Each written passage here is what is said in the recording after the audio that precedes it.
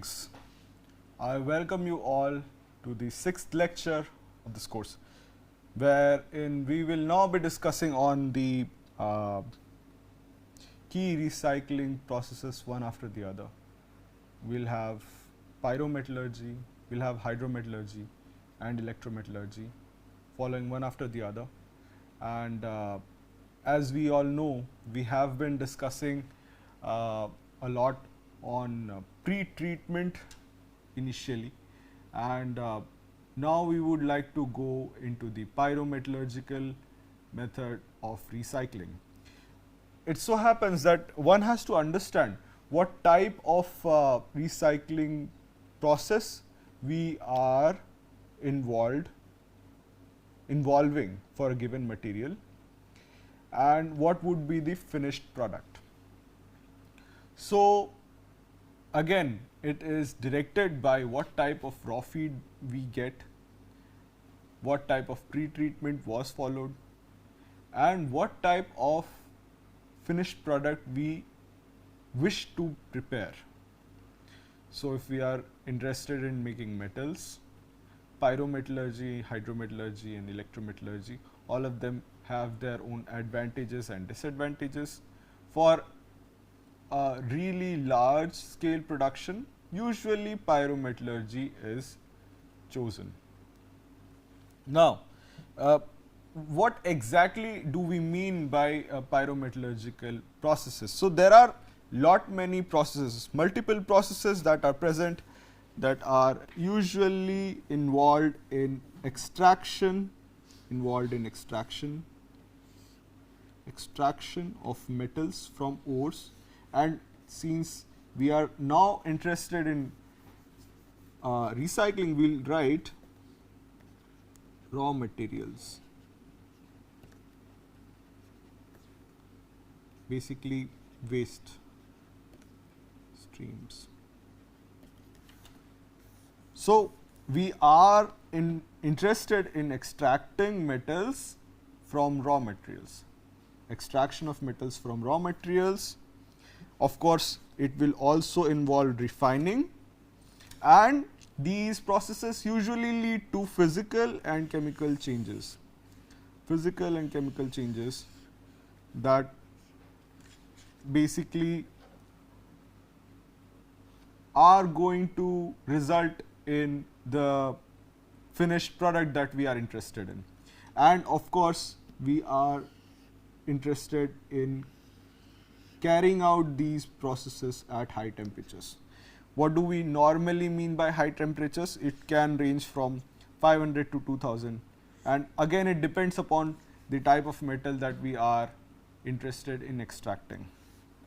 So, maybe 500 is a really lower temperature for a given metal, and we could go for a higher temperature. It again depends upon the type of raw feed that we have. What is a usual flow of process in recycling? So, normally we begin, as we have been discussing, we have raw materials, we have done pre-treatment.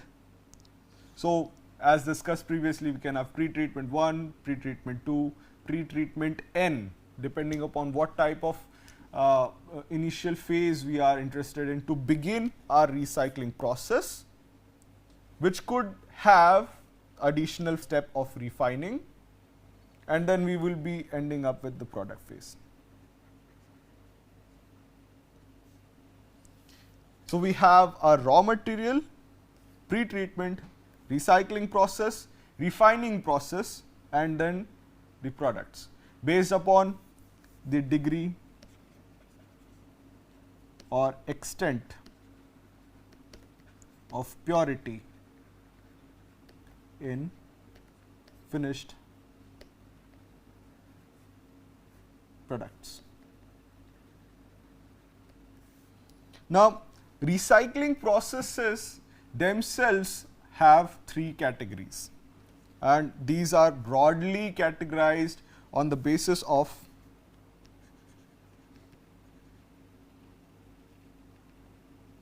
metallurgical processes, and of course, these are extractive metallurgy processes which could be pyrometallurgy,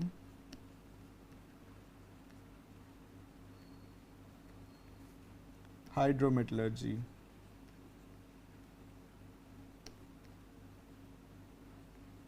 and electrometallurgy.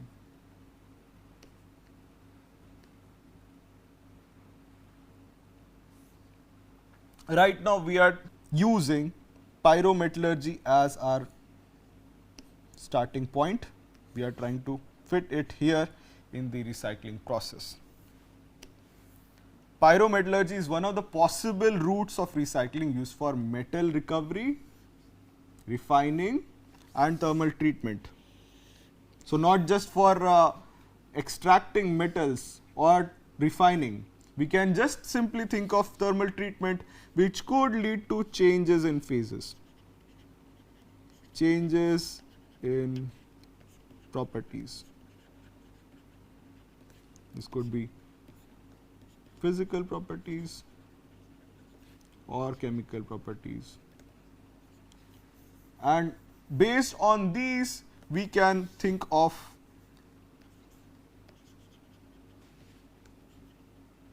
developing further processes. Now, let us begin by thinking of calcination. We have already, people have some idea about calcination. Normally, it is basically a thermal treatment to decompose and remove. So, it is a thermal decomposition process.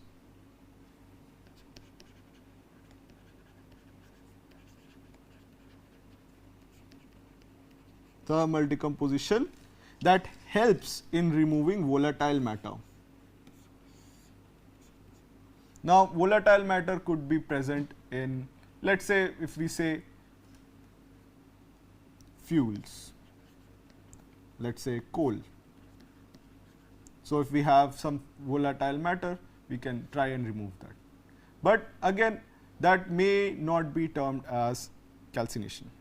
What we are trying to focus here is, we are trying to provide some high temperature using furnaces, and we are trying to remove the volatile matter from a given raw feed.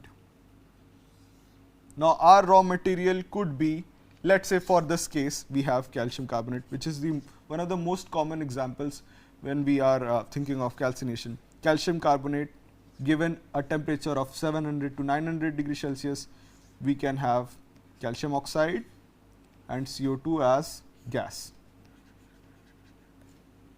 So, this gas is basically generated only after the thermal decomposition of calcium carbonate, and this is the volatile matter content that is being released after the thermal treatment that has been provided. So, we have the evolution of CO2 gas. The second one, the second pyrometallurgical process that we can think of is roasting. In roasting, the conversion of mineral or raw material. So, as we are basically trying to see pyrometallurgical processes, we have to use some concepts from conventional extractive metallurgy area of metallurgical engineering. So, that is the reason why we have minerals written in alignment to the raw materials. So, conversion of mineral or raw material to a desired chemical phase. So, if we may be interested in a particular phase, let us say chloride or oxide, because these are easier to process in the upcoming stages. Easier to process in the upcoming stages. So, we can have chlorides and oxides under required operational environment. So, the apart from temperature itself, one has to think of plus environment.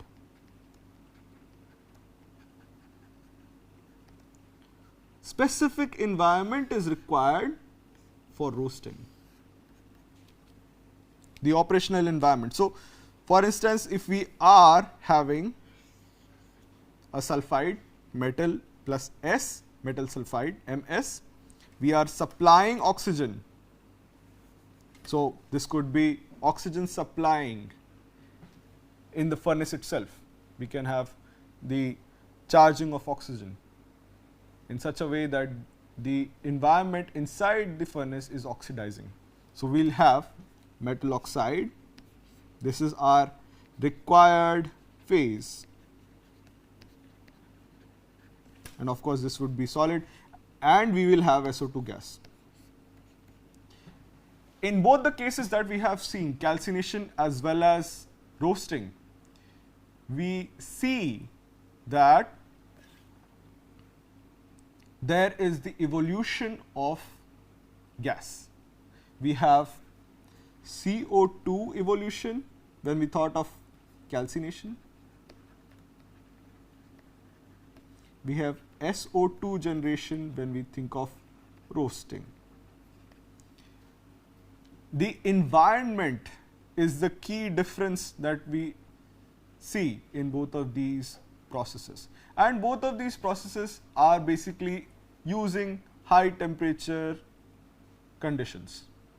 So, based on the thermodynamical guidelines that are available, we can devise what is the temperature range, what is the partial pressure that is required, basically essential to govern the direction of reactions.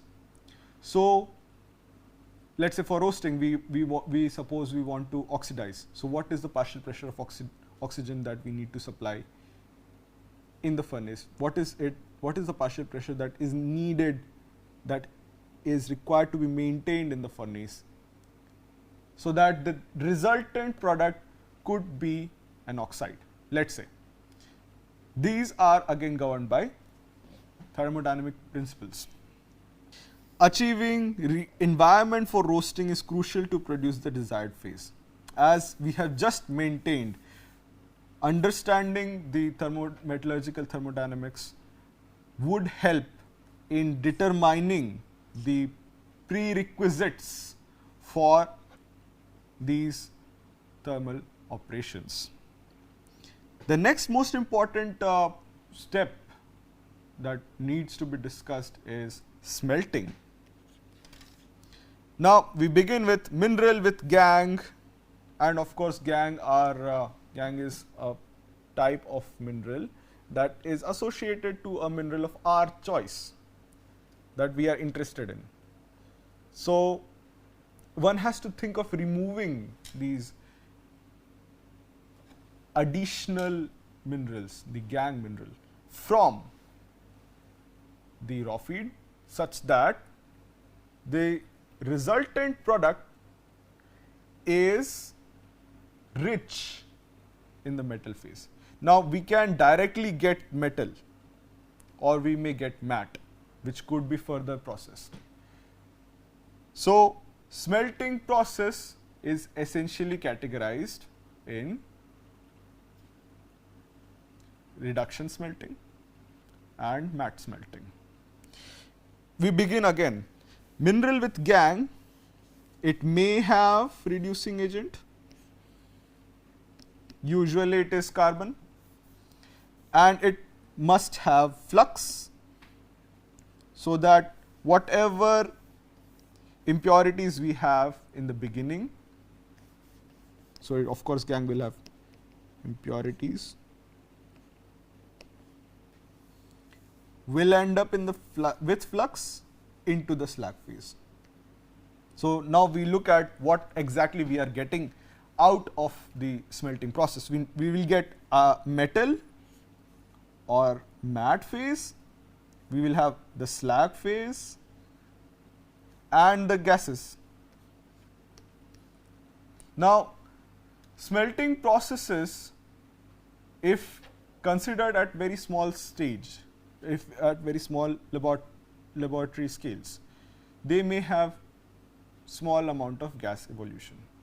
but when done in an industrial scale, the products that we get, metal, slag and the gases, these are all a very large in quantities. These are not trivial numbers. These are normally very large in quantity. So, it is essential to pay attention to each and every product and byproduct. So, we may be interested in metal or matte because we consider it as a product, and we may consider slag and gases as byproducts, which may be considered as wastes. So, one has to think of considering the recovery of metal and considering the recovery of materials from slag and gaseous products as well. That would help in developing a complete process that takes care of all of the products and byproducts that are generated from a given process. Now, we started with mineral with gangue. In our recycling process, we begin with raw materials. And again, here we have already considered that initial pre-treatment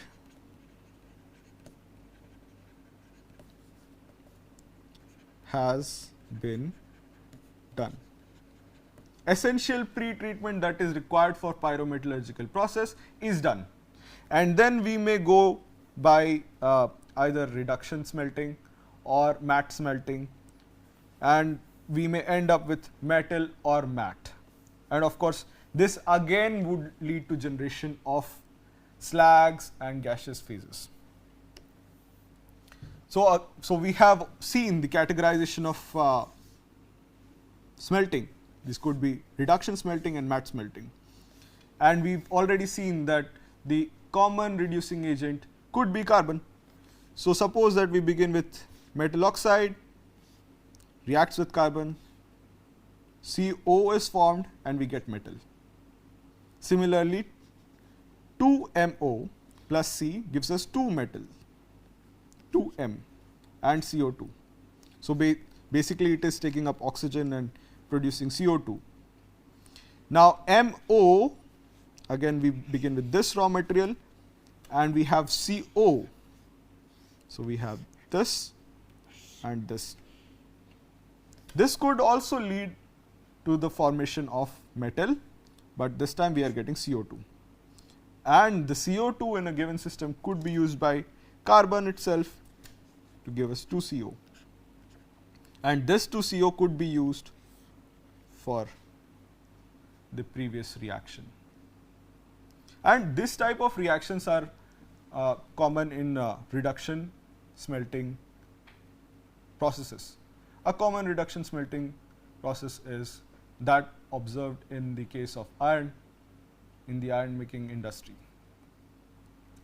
When we look at matte smelting, normally in matte smelting the use of reducing agent is not required.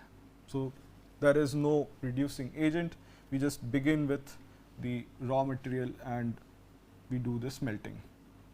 So, suppose that we are looking at copper smelting. We can have the flotation concentrate which is dried, which could be flash smelting again, which leads to matte formation and which could be further processed to blister copper. Now, when we think of matte smelting, one must pay attention that at every stage of process, we can generate different types of wastes. waste generation is possible at every step of process, as we had seen here as well. So, suppose that we were looking at a single step of smelting.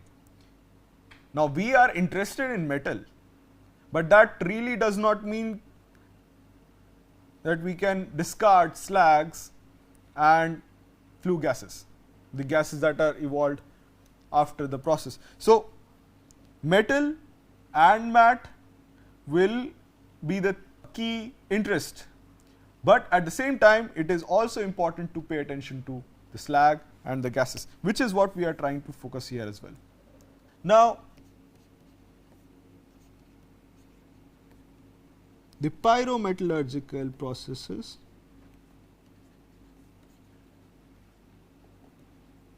have products and byproducts, and each, now we are thinking of byproducts only, each byproduct can become or can be treated as a raw material for recycling. This is important because if we look at slags and gases, we can have, let us say, iron making slag.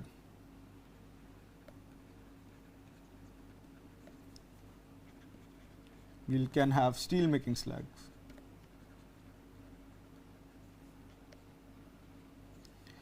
All of these slags, whether they are generated in a given furnace or any different furnace of iron making or steel making industry, or let us say copper making industry, we must pay attention to these slags, the composition, and then develop dedicated recycling routes for these wastes as well.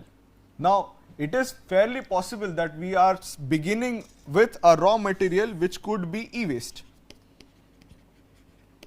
and then we may end up in a master alloy here, and we may have to refine it further. But at every stage we are generating slags, we may be generating flue dust. So, keeping a given route, let us say pyrometallurgy or hydrometallurgy or electrometallurgy, and focusing just on that particular route may not be the best possible route of recycling, because any given step that we begin with will lead to generation of product and byproduct, and one has to pay attention on what we are trying to efficiently recover, and at the same time, is the byproduct hazardous? So, supposing that if we look at the slags, we can't really dump slags in the landfills.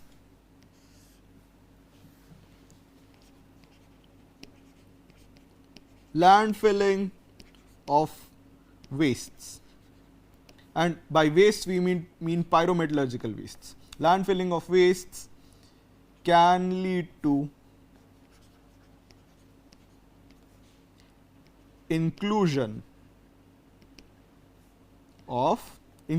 basically means penetration, or we can say introduction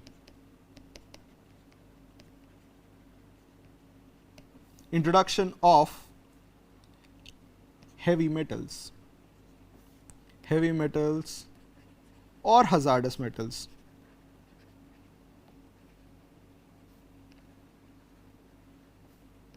into land resources.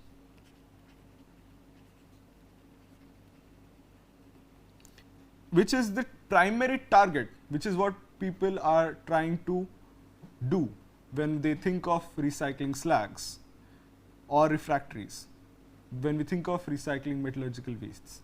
What we are normally planning to do is we think of focusing the recycling process on these wastes so that landfilling is discouraged. All of this we are trying to do because discourage, because of course it has environmental implications.